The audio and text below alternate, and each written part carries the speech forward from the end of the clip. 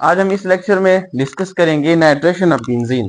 Nitration of benzene का क्या मतलब है? नाइट्रेशन का मतलब है कि जब हम NO2 पॉजिटिव ग्रुप यानी नाइट्रो ग्रुप जब हम ऐड करते हैं, उसका सब्स्टिट्यूशन कराते हैं बेंजीन के साथ, सच टाइप ऑफ रिएक्शन को कहा जाता है नाइट्रेशन ऑफ बेंजीन। देखो, लेट्स सपोज कर लिए हमारे पास बेंजीन है, बेंजीन रिंग है, और इस बेंजीन रिंग के साथ मैं रिएक्शन कराता हूं HNO3 का कंसंट्रेटेड HNO3, ये कंसंट्रेटेड है, इन कंसंट्रेटेड H2SO4, सल्फ्यूरिक एसिड भी हो और वो भी कंसंट्रेटेड हो, तो इसके मौजूदगी में क्या होता है? इसके मौजूदगी में बेंजीन जो है कन्वर्ट हो जाता है नाइट्रोबेंजीन में। यहां पे नाइट्रो ग्रुप अटैच हो जाता है, देन सच टाइप ऑफ जो रिएक्शन होता है उसको हम कहते हैं नाइट्रेशन ऑफ बेंजीन।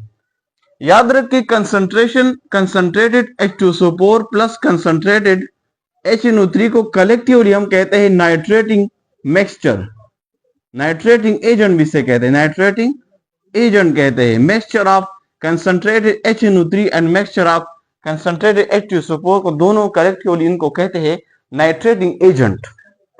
अब सच टाइप ऑफ रिएक्शन को हम क्या कहते हैं? नाइट्रेशन। अब आते हैं इसकी मैकेनिज्म की तरफ।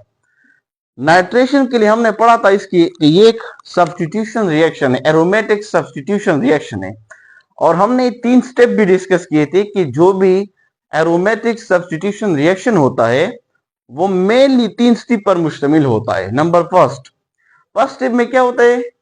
नाइट्रोनियम यानी जो है वो इलेक्ट्रोफाइल बनता है, फॉर्मेशन होता है इलेक्ट्रोफाइल की। नंबर 2, वो इलेक्ट्रोफाइल अटैक करता है ऑन द बेंजीन रिंग। और तीसरा स्टेप था कि उस बेंजीन रिंग से जो है वो हाइड्रोजन निकल जाए, लॉस ऑफ हाइड्रोजन और लॉस ऑफ प्रोटॉन होता है। तो अब बात इसकी मैकेनिज्म के तरफ, इसका मैकेनिज्म कैसे होता है? नंबर फर्स्ट स्टेप में क्या होता है? फॉर्मेशन होता है इलेक्ट्रोफाइल की। तो इस स्टेप में होगा इलेक्ट्रोफाइल की फॉर्मेशन, और इस केस में हमारे पास जो इलेक्ट्रोफाइल है वो है NO2 पॉजिटिव। NO2 पॉजिटिव कैसे बनता है? हमारे पास यहाँ पे मिक्सचर है, नाइट्रेटिंग एजेंट है, HNO3 भी है और H2SO4 भी है, और दोनों कंसंट्रेटेड है। इन दोनों की रिएक्शन से हमारे पास बनेगा नाइट्रोनियम आयन। अब कैसे बनेगा? देखो, HNO3 को मैं ऐसा लिख सकता हूं, NO2, एक साइड पे मैंने OH लिख दिया, दूसरी साइड पे मैंने NO2 लिख दिया। तो इसमें क्या मौजूद है? इलेक्ट्रॉन, ये पोलर है ना, तो इस साइड पे नेगेटिव चार्ज मौजूद है पॉजिटिव OH पे, और ये NO2 पे पॉजिटिव चार्ज मौजूद है, पार्शियल पॉजिटिव। प्लस H2SO4 को मैं कुछ ऐसा लिख सकता हूं, H and 2OSO3H। ये साइड क्या है? ये वाला OSO3 और ये पार्शियल नेगेटिव है, मोर इलेक्ट्रोनेगेटिव ऑक्सीजन आता है, जबकि हाइड्रोजन वाला पार्ट जो है पार्शियल पॉजिटिव है। अब इन दोनों के रिएक्शन से क्या होगा? इनकी रिएक्शन से NO2 पॉजिटिव जनरेट हो जाएगा इलेक्ट्रोफाइल। तो इसमें क्या करता है? ये जो OH है, ये वाला OH और इसका हाइड्रोजन आयन जो है OH पॉजिटिव, ये दोनों रिएक्शन करते हैं। OH यहां से निकल जाता है, H यहां से निकल जाता है, और रिजल्ट में बनता है पानी, H2O। पानी बना, प्लस इसके साथ क्या मौजूद था? NO2। तो NO2 भी जनरेट हो रहा है, NO2 positive, NO2 positive, plus यहां से H निकल गया, H क्या गया? निकल गया, ये 2 H है, OH SO3H, सॉरी OSO3H है। तो मैं इसको ऐसा लिख सकता हूं, HSO4 माइनस, मैंने ऐसा लिख दिया, H S और 4 ऑक्सीजन है तो HSO4 माइनस। अब यहां पे NO2 पॉजिटिव क्या हो गया? जनरेट हो गया, मीन हमारे पास फर्स्ट स्टेप में क्या बना? इलेक्ट्रोफाइल NO2 पॉजिटिव बना, ये पॉजिटिव हो गया। दूसरे स्टेप में क्या होता है? दूसरे स्टेप में ये जो इलेक्ट्रोफाइल बना नाइट्रोनियम आयन NO2 पॉजिटिव, ये फर्दर अटैक करता है उस पाई इलेक्ट्रॉन पे जो कि बेंजीन के रिंग के अंदर मौजूद है। दूसरे स्टेप में क्या होगा? स्टेप नंबर 2 में ये इलेक्ट्रोफाइल अब क्या करता है? अटैक करता है उस पाई इलेक्ट्रॉन पे जो बेंजीन के अंदर मौजूद है। कैसे करता है? ये बेंजीन रिंग है,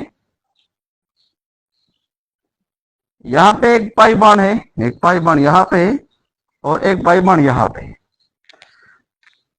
तो ये इलेक्ट्रोपाइल जो बना NO2 पॉजिटिव, ये अब अटैक करेगा इस पाई इलेक्ट्रॉन पे, किसी भी पाई इलेक्ट्रॉन पे कर सकता है, इस पर भी कर सकता है, इस पर भी और इस पर भी। मैं सपोज करते इस हाइड्रोजन को यहाँ पे लिख लेता हूं, क्योंकि एक एक कार्बन के पास एक एक हाइड्रोजन मौजूद है।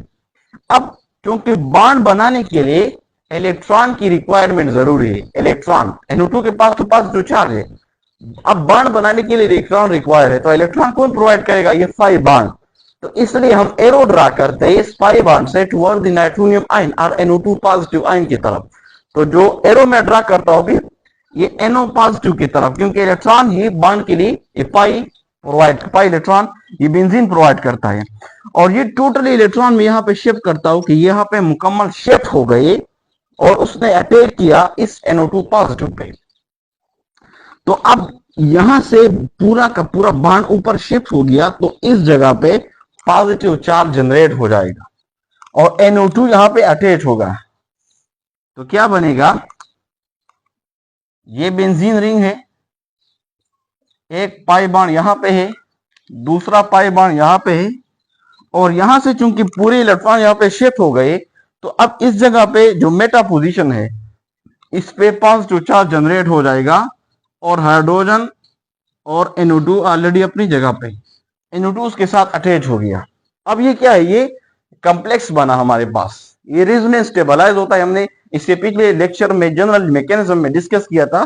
ये सिग्मा कॉम्प्लेक्स है और ये नॉन एरोमेटिक कंपाउंड है, सिग्मा कॉम्प्लेक्स है और ये रेजोनेंस स्टेबलाइज है।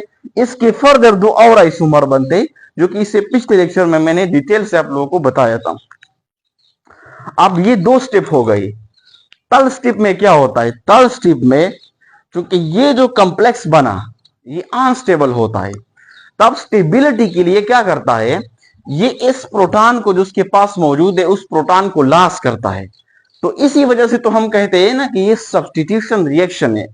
सब्स्टिट्यूशन रिएक्शन कौन से होते हैं, जिसमें से एक इलेक्ट्रोपाइल दूसरे इलेक्ट्रोपाइल को रिप्लेस करता है। तो यहां पे तो एक इलेक्ट्रोपाइल तो आ गया, NO2 अटैच हो गया, लेकिन दूसरा इलेक्ट्रोपाइल तो मौजूद है, तो एक इलेक्ट्रोपाइल अटैच हो गया, दूसरा इलेक्ट्रोपाइल क्या करेगा, वो रिमूव हो जाएगा इससे।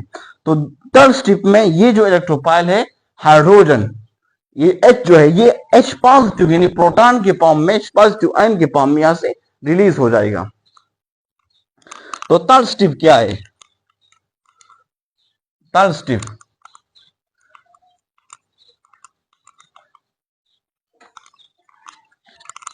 स्टेप नंबर थर्ड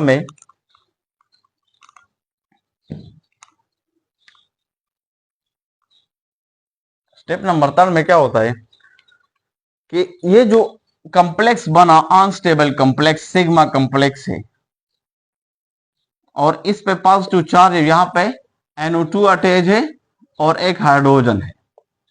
अब फर्स्ट स्टेप में हमारे पास H2O बना था और एक और चीज बना था HSO4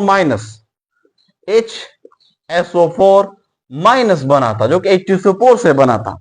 अब ये चूंकि H2SO4 इस केस में एज अ कैटलिस्ट यूज होता है, तो याद रखिए कैटलिस्ट जब रिएक्शन में यूज होगा, मतलब वो अमाउंट में यूज नहीं होगा, वो रिएक्शन को अल्टर करेगा, लेकिन एट द एंड में ये जो कैटलिस्ट होता है ये रिकवर हो जाएगा।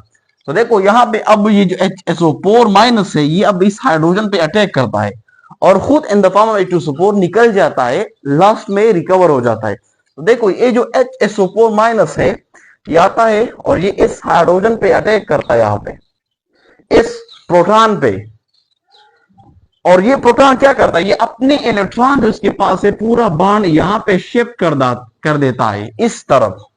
तो बॉन्ड यहाँ पे डबल बॉन्ड बन जाता है और ये H जो है H पॉजिटिव आयन के फॉर्म में निकल जाता है और HSO4 के साथ मिल जाता है और बना देता है H2SO4। तो रिएक्शन की इनमें क्या बनते हैं, H2SO4 बना। H2SO4 क्या है, सल्फ्यूरिक एसिड हमने यूज किया है the first step of the reaction और लास्ट में रिकवर हो गया। इसका मतलब है कि HNO3 में H2SO4 में हमारे पास इस रिएक्शन में जो कैटलिस्ट यूज होता है वो H2SO4 है, क्योंकि लास्ट में at the end of the reaction H2SO4 recover हो गया। प्लस नाइट्रोबेंजीन बना, नाइट्रोबेंजीन बना, यहाँ पे डबल बॉन्ड बना, ये बॉन्ड शिफ्ट हो गया यहाँ पे, और दो बॉन्ड अपनी जगह पे मौजूद है, यहाँ पे NO2 अटैच हो गया। अब ये हमारे पास क्या बना, नाइट्रोबेंजीन।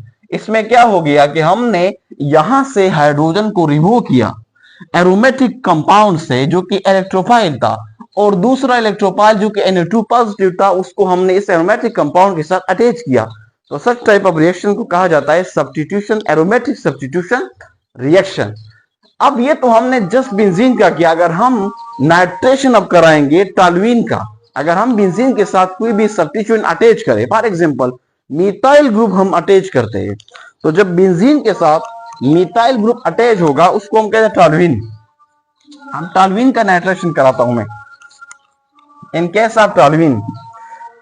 लेट सपोज कर लीजिए हमारे पास, अब ये याद रखिए ये जो रिएक्शन होता है, ये 60 डिग्री सेंटीग्रेड पे होता है, याद रखिए। इसके लिए टेम्परेचर रिक्वायर होगा 60 डिग्री सेंटीग्रेड, जो हमने नाइट्रेशन पढ़ा अभी। ये दूसरी केस में पढ़ते हैं नाइट्रेशन ऑफ टॉल्यूइन। ये बेंजीन है और इस बेंजीन रिंग पे यहां पे मिथाइल ग्रुप अटैच है, और जब बेंजीन पे मिथाइल ग्रुप अटैच होगा उसको हम कहते हैं टॉल्यूइन। ये टॉल्यूइन है। अब इसका मैं रिएक्शन कराता हूं and with the concentrated HNO3 and H2SO4 concentrated nitrating agent, और टेम्परेचर प्रोवाइड करता हूं मैं 60 डिग्री सेंटीग्रेड। तो इससे क्या निकल जाता है, पानी निकल जाएगा, जैसा कि अभी हमने डिस्कस किया, और रिजल्ट में इसके 3 आइसोमर बन जाते हैं।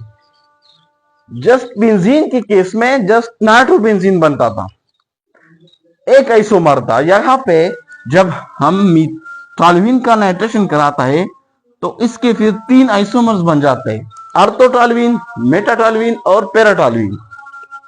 तो 3 चीज इसमें बनते हैं। एक आइसोमर ये मिथाइल ग्रुप है और इसकी अर्थ पोजीशन पे नाइट्रो अटैच हो गया, NO2 ग्रुप। दूसरा ऐसा हो सकता है कि ये टॉल्यूइन है और इसके जो मेटा पोजीशन पे है उस पे एक NO2 ग्रुप अटैच हो।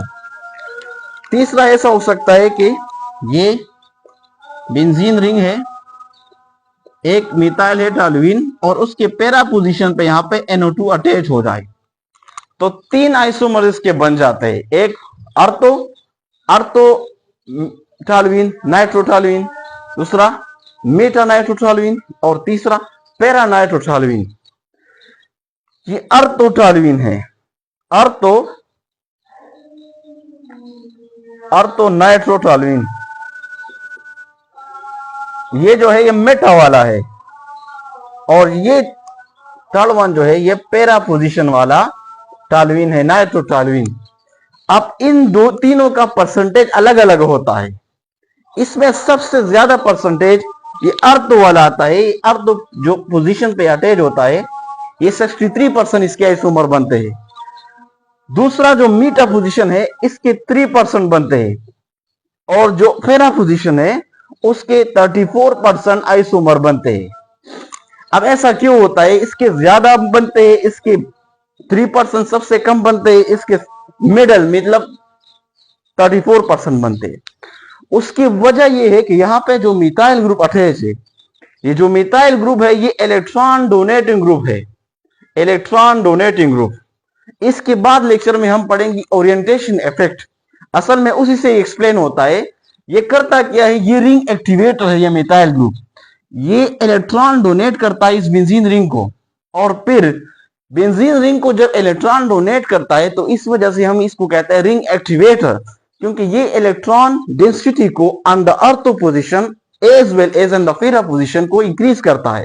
तो इसके इलेक्ट्रॉन डेंसिटी की इंक्रीजमेंट की वजह से on the ortho position as well as on the para position ये रिंग एक्टिवेटर करता है और रिएक्शन की स्पीड को इंक्रीज करता है।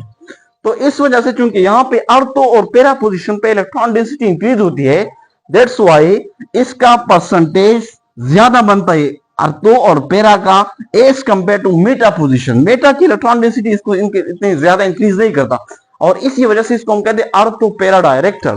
तो ये सारा का सारा फिनोमेना इस ग्रुप की वजह से होता है कि ये कौन सा ग्रुप अटैच होगा। इसके बाद लेक्चर में हम इसको डिटेल से समझेंगे कि ये जो सब्स्टिट्यूएंट अटैच होता है बेंजीन ग्रुप के साथ, वो कैसे कौन कौन से डायरेक्टर होते हैं। मीन ये मिथाइल आते हैं जी, अब जो इनकमिंग न्यूक्लियोफाइल आता है, जो इनकमिंग लिगेंड आता है, जो भी कुछ आता है, वो इसको क्या करता है, डायरेक्ट करता है कि वो कौन सी पोजीशन पे अटैच होगा। तो मिथाइल इनकमिंग ग्रुप को डायरेक्ट करता है कि वो या तो अर्तो पे अटैच हो जाए या पेरा पे अटैच हो जाए। तो इस वजह से इसका परसेंटेज ज्यादा बनता है, और फिर 34% पेरा का, और सबसे कम बनता है मेटा पोजीशन का।